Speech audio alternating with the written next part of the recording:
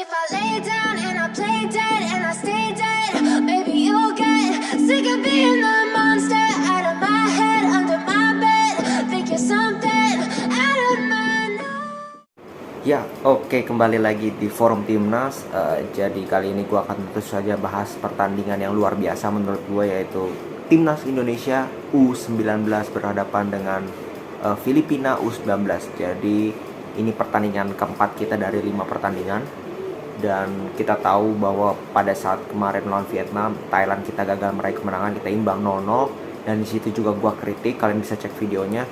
Dan pada saat non Brunei 7-0 pun itu masih ada beberapa kritikan yang gua lampirkan karena tidak sesuai dengan apa yang harusnya terjadi walaupun menang besar ya. Nah, pada pertandingan kali ini Filipina yang notabene juga sama berada levelnya di bawah kita. Ya, sangat di bawah kita kelihatan. Mereka 3 kali main, 3-3-nya kalah. Mereka hanya bisa cetak mencetak 2 gol dan kebobolan 8 gol sebelum pertandingan lawan Indonesia. Jadi ini tim yang bisa dikatakan tim lemah lah ya. Jadi harusnya Indonesia gua harapkan bisa menunjukkan permainan yang bagus gitu ya. Dan dari babak pertama kelihatan, walaupun kalau lihat dari starting line up itu setengah lebih itu cadangan. Nggak ada Marcelino, nggak ada Ronaldo, itu yang penting. Nggak ada Hoki Caraka juga strikernya. Nggak ada siapa lagi, Arkan kalau nggak salah. Terus back kiri back kanannya juga baru, nggak ada Kakang. Terus back tengahnya juga nggak ada Cahaya Supriyadi,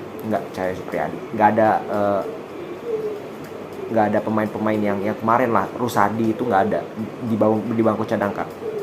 Nah, gue sangat paham kenapa Sintayong melakukan itu, karena jadwalnya AFF U19 ini itu sangat padat. 2 hari sekali mereka harus bermain dengan intensitas yang tinggi ya, karena ini levelnya turnamen. Dan untuk anak umur 19 tahun intensitasnya terlalu tinggi dan memang butuh yang namanya rotasi, dan itu sangat diwajarkan. Gue sangat mewajarkan hal itu, dan keputusannya sangat tepat dari Sintayong bahwa dia bisa mencadangkan. Gak ada masalah lu bermain tanpa Marcelino, tanpa Ronaldo. Marcelino kan cedera, kemungkinan dia Sintayong juga bilang dia tidak akan bermain sampai akhir kompetisi. Gak ada masalah, Ronaldo dicadangkan, gak ada masalah, asal lu ada penggantinya ya.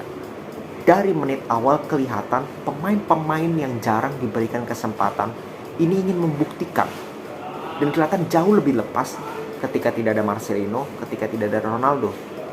Nah, ini yang gue harapkan, ini yang harusnya menjadi permainan dari timnas U19, bahwa tidak tergantung dengan satu pemain. Kita lihat pada saat melawan Thailand, ketika Marcelino main smooth, bagus mainnya.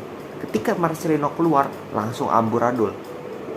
Nah, pada pertandingan kali ini tidak ada Marcelino dari awal. Gue tunggu gimana permainannya. Ternyata wow, gue jujur cukup impress dengan penampilan dari timnas U19. Karena lu boleh cek, dan lu kalau nggak sadar, ini gue ingatkan bahwa lu sadar apa enggak bahwa timnas Indonesia di 45 menit awal itu gue catat mungkin 1 kali bermain long ball.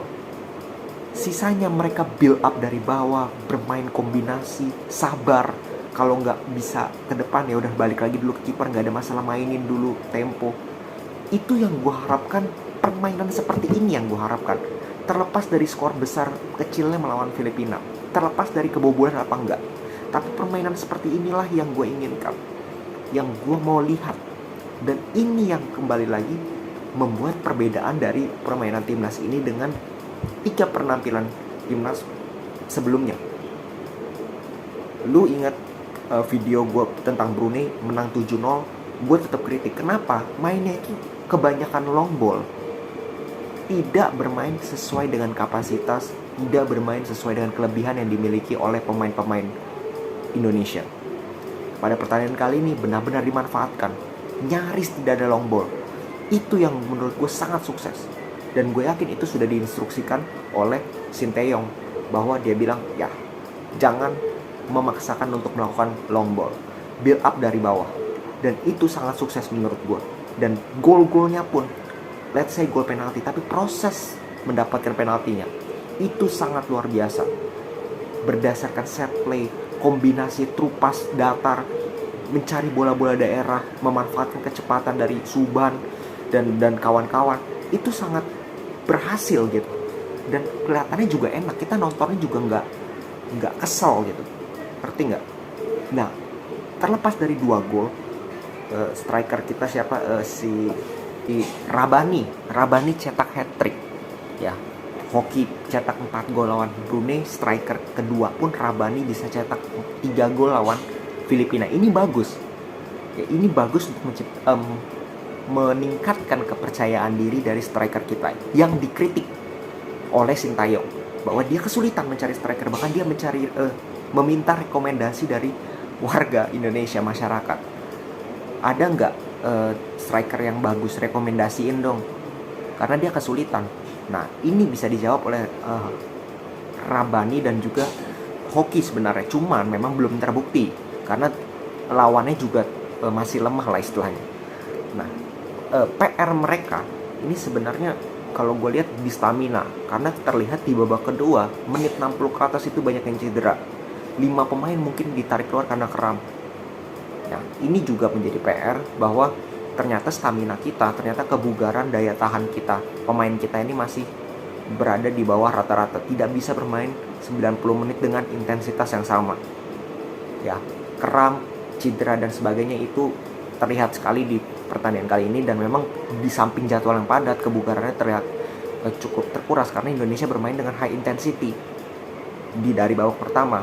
Nah, itu yang membuat memang nggak heran juga banyak pemain yang ditarik keluar karena cedera. Itu aja menurut gue PR-nya, dan secara permainan ini yang gue suka gitu. Gue cukup bangga lah dengan permainan seperti ini.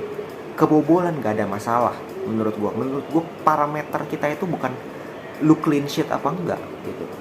Lu seri 0-0 lawan Vietnam, Thailand lu bangga-banggakan. Kalau lu kalah, kalau lu menang dengan kebobolan 2 tapi lu bisa cetak 3 gol, lu dapat 3 poin. Sedangkan kalau lu imbang dengan 0-0 lu cuma dapat 1 poin. Itu orang nggak lihat itu. Jadi bukan masalah lu clean sheet apa enggak, tapi lu bisa nggak untuk bermain lebih efektif daripada lawan, bisa nggak bermain mencetak gol lebih banyak daripada lawan, meng-create peluang lebih banyak daripada lawan. Karena itu yang penting. Dan lu bisa manfaatkan, lu efektif memanfaatkan peluang yang lu dapatkan. Jadi jangan cuma membuat peluang, tapi harus memanfaatkan dan mengeksekusinya dengan bagus. Ya, di pertandingan kali ini pun bukan tanpa celah juga, banyak kesalahan passing di awal-awal, di tengah. Kalau menit 60 itu gue ada ya banyak kesalahan individu lah, karena memang staminanya sudah sangat drop terlihat dari kedua tim. Itu memang harus diperbaiki, tapi kan itu bagian dari proses. Ya, at least mereka sudah mencoba bermain dengan sabar. Mereka bermain dengan identitas Indonesia yang harus bermain dari bawah, build up dari bawah, tenang, bermain sepak bola modern. Jangan asal melepaskan bola ke depan, karena nggak ada hasilnya juga. Ya, hampir semua ini bermain bagus. Zanadin, Subhan seperti tadi gue bilang, terus strikernya Rabani juga bermain bagus, Ferdiansyah bermain bagus, Nico bermain bagus. Hampir semua bermain bagus. Verzi bermain bagus. Jadi Frezi juga bermain cukup bagus. Nah, ini yang gue mau lihat, bahwa gue tidak ingin hanya 1-2 pemain yang bermain bagus, tapi semua pemain bisa bermain bagus untuk satu nama, yaitu Indonesia. Oke, itu yang gue inginkan. Gue lihat nanti, gue pengen lihat permainan seperti ini nanti di pertandingan terakhir kita melawan Myanmar. Karena kalau hitung-hitungan table ya, klasemen, itu kita ada di peringkat 3 sementara dengan 8 poin. Beda dengan Thailand, Vietnam di peringkat 1-2 dengan 10 ya. Dan di pertandingan terakhir beruntungnya kita ketemu Myanmar. Nah, Vietnam ini head to head dengan Thailand. Jadi kalau kita menang lawan Myanmar dengan skor berapapun, ini catat, dengan skor berapapun kita sudah pasti lolos.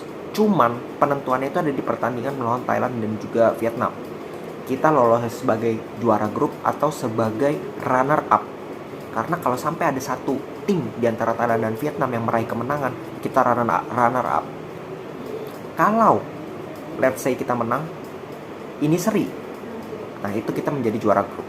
Jadi kita tinggal tunggu dan kita berharap bahwa timnas Indonesia bisa meraih hasil positif berhadapan dengan Myanmar nanti Minggu, ya 2 hari lagi. Oke, segitu dulu dari gua tentang pembahasan review antara timnas Indonesia berhadapan dengan Filipina U19. Yang pasti gue cuma mengingatkan kalian untuk subscribe, like, dan juga komen, dukung terus channel ini supaya bisa terus memberikan informasi dan memberikan sudut pandang lain tentang sepak bola dalam dan luar negeri. Thank you for watching. Salam sepak bola.